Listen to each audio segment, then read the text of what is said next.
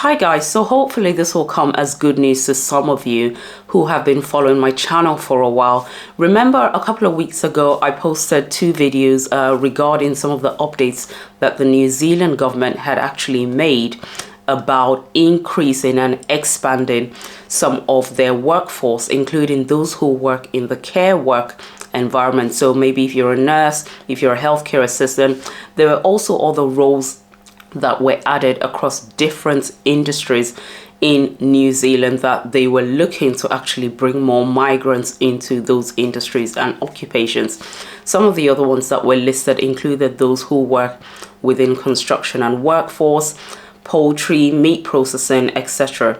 If you haven't seen that video, I really recommend that you do go ahead and watch that video just to see whether or not you qualify for any of those roles, although it was actually quite a lot of occupations that was actually listed under that new workforce agreement. One of the reasons I'm actually making this video is because this information is actually time sensitive, so you do need to make sure that if you are interested in actually applying for the skilled migrant visa, that you take action to do that as soon as possible. I'm going to be going over to my laptop now and showing you the details you need, how you need to apply, and also the eligibility and requirements for this visa. Okay guys, so here I am on the website to make the application, and the first thing I want to draw your attention to is actually where it says that the selections of expressions of interest will resume on the 9th of November. Okay, so that's very close. I also wanted to quickly draw your attention to the fact that they have said here that selections of interest for the skilled migrants category resident visa will resume on the 9th. We will select all expressions of interest that have at least 160 points. From 18th of January 2023, expressions of interest will need to have at least 180 points to be selected. So the skilled migrant category visa for New Zealand kind of works in the same way as the skilled worker visa for the UK, okay, where they basically use a points-based immigration system in order to assess your application. So therefore, let's now kind of go through what the actual selection process is. A little bit more about this visa. With this visa, you can actually stay indefinitely. Okay, the age range for this is if you are 55 years and under. Like I said before, with this visa, you can live, work, and study in New Zealand. You can even bring your partner and any dependent children that you have, provided they're under the age of 24 and under, in your residence application. So this visa is assessed using a points-based system to actually assess your expressions of interest. So what we want to do now is we want to find out how many points we can claim. You also need to pay attention to the fact that you need at least 160 points or above. This will increase to 180 points after the 9th of November, okay? So let's find out a little bit more about how many points you can actually claim if you're looking to apply for this visa. So if you're looking to apply for this visa and you want to assess and find out whether you will qualify and whether you will meet that 160 points or 180 points, depending on when you're actually making the application, you basically need to come to this page, okay, and then fill out this form here. So you first of all need to click, if you're under 55 years and under, you click what age range you fall into. Okay, that will tell you that you'll get 30 points as being in that category. You then need to select what category you fall into, whether you're already in skilled employment in New Zealand or whether you've been offered skilled employment in New Zealand. So whichever category you fall into, you simply need to select that. If you have qualifications that have been recognized, then do make sure you just simply click over, select your relevant qualification, what level it's at. Okay, if you want to find out what qualifications are actually exempt from assessment under this skilled migrant category, you simply need to click here, where it will take you to a link of where it has the full list of qualifications that are exempt from assessment. Okay, there's a whole lot more here. You can also select whether you have skilled work experience. It will ask you what the length of time is, and you basically just select. So depending on what the length of time of skilled work experience you have will depend on how many points that you'll actually get, okay, to qualify under this residency visa. Okay, so ideally what you want to do is you want to make sure that you fill out this form. You can see at the very top, based on the answers that I've provided, it has already started to calculate the total number of points for me and to see whether I will be eligible. Okay, so at the very top here, as you're filling out the form, it will tell you how many points in total you have actually scored so far and to see whether you're eligible for it or not.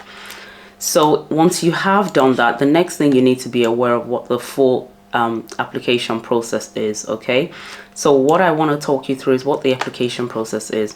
So the application process is where you first of all submit an expressions of interest. So before you send them an expressions of interest, it says here you can use their points indicator, which I've just shown you guys, to get an idea of how many points you can claim for your expressions of interest. It says here you'll need at least 100 pools to be 100 points to be accepted into the pool. Okay, but currently they are only selecting expressions of interest with 160 points or above. Once you've submitted your expressions of interest, the next stage says here that they will then invite you to apply for residence. Okay, so periodically they'll select from the expressions of interest. If your expressions of interest is selected, they'll check that you've actually claimed the right number of points for your age, your experience, your employment, and of course your qualifications. If you meet the skilled migrant expressions of interest selections threshold, then they may invite you to apply for residency. Okay, so the next stage is that you then send them, if you do meet that, once you have been selected to apply for residence, it says here, if you're invited to apply for residence, we will send you an application for residence under the skilled migrants category form. Okay, after that, they will then make a decision regarding your application. So let me just share with you some details regarding how long it actually takes to process a visa application under this. It says here that under the skilled migrants category, it says here that 50% of the applications are usually completed within 36 months, okay? And 90% of the applications are completed within 46 months. So it really does vary. If you want to read a little bit more about the time period and how long it will actually take them to process this from end to end, then do go ahead and actually read more about it there.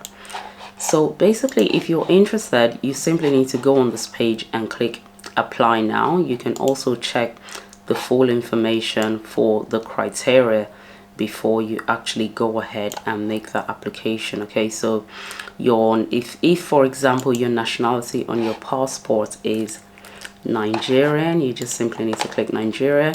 If you're going to be based in a particular location, so let's say we're based in Nigeria again, when we're applying, we just click that and then click view.